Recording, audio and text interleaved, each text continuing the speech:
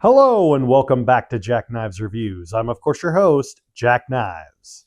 Today we'll be looking at an indie horror film from a first-time director. However, it's not the first time this particular person has actually tiptoed into the movie or internet genre. This is Chris Stuckman's Shelby Oaks. 4 paranormal YouTube investigators explored the town of Shelby Oaks, 3 being found dead, and the other, Riley Brennan, still missing.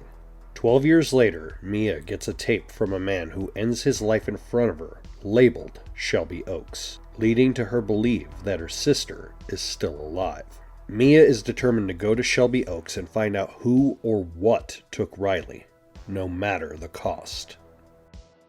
Chris Stuckman has been a YouTuber for, I want to say, as long as me, if not probably longer. He's made a foray as being a go-to movie critic. Over the past several years, he's been working on this specific project, Shelby Oaks, trying to get funding, trying to get backing, trying to get his foot in the door, and hopefully get a film career started off of this project.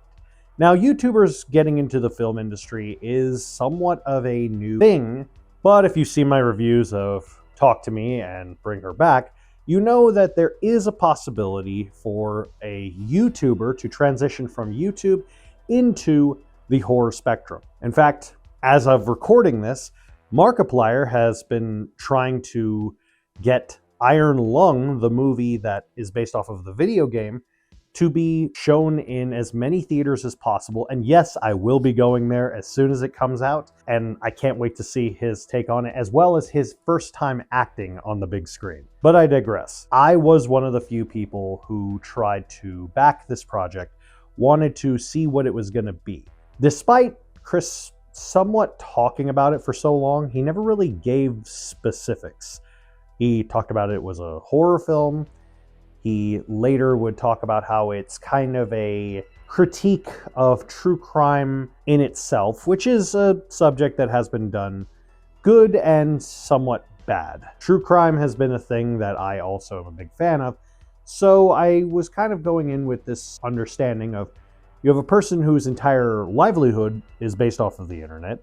You have a thing that a lot of people can relate to because they're into true crime. And you have a first-time director who literally spends his entire life critiquing films, so he knows what's good and he knows what's bad, at least in his opinion. But as the saying goes, those who can't do, teach. And over the past several years, as the backing for this movie was getting made, Chris Stuckman stopped being as harsh on his criticism of films. Maybe because he was resistant of what his film was going to be.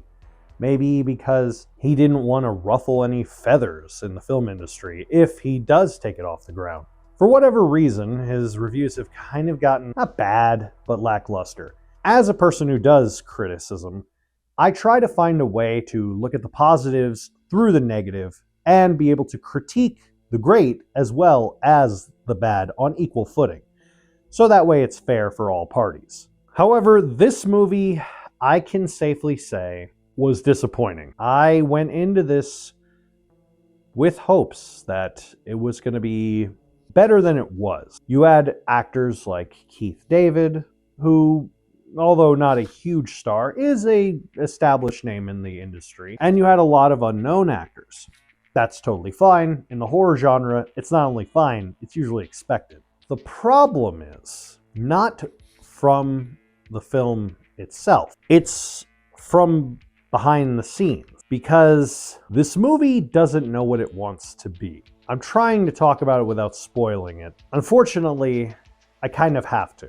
Take what I'm going to say with a grain of salt. It goes from talking about true crime, showing a missing person, and being a faux documentary. Think something along the lines of Lake Mungo or The Cove. But then it shifts into being about demons or possession or satanic worship. Like halfway through, it devolves into this kind of jangled mess of horror cliche. Person hears scream, goes inspects.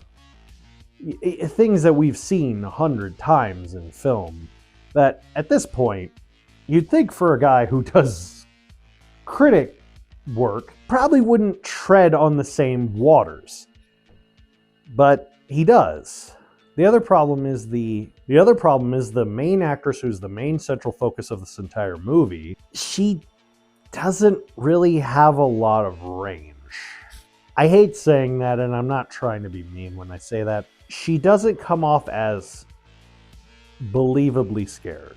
She doesn't come off as believably frustrated and angry when she should be. And you could tell when she's working off of other actors that the other actors are carrying the weight. And that normally wouldn't be a problem if the script and story and mystery were good enough to build off of. But it's not. I mean, the mystery is kind of paint by numbers as you can really get. So there's not really much for an audience to ingest into the story. And so kind of just left in limbo, essentially. It just feels like the concepts and ideas that were planned out for this movie never came to fruition, or were not given enough time to develop proper in a story structure format. I feel that Chris was focusing too much on getting the movie made than the actual movie itself. In a way, I will give him this. It is his first movie. If he's able to make another, he can learn from this, get better, and hopefully understand and see the criticisms that people like me and people like other people who have ripped apart this movie can actually just take this with a grain of salt.